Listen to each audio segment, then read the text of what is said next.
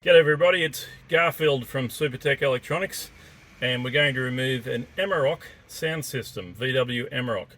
And the tools you will need is a plastic spudger and a 20 torque 20 screwdriver.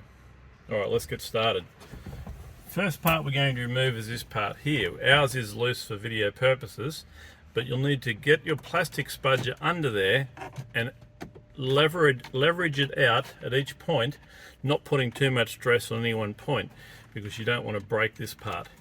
Now once you've got it out, we can just sit that up there for the time being, and it will be held in with 4 torque 20 screws. Once you've removed those screws, the whole thing will slide out. Now it's connected with an electrical socket. The first one to remove is this guy here. Now it's held in at the bottom by a clip. You push the clip and fold that back and pull it towards the front of the car. And the other ones that will need to come out, now don't worry, you can't get them in the wrong spot. They are color coded.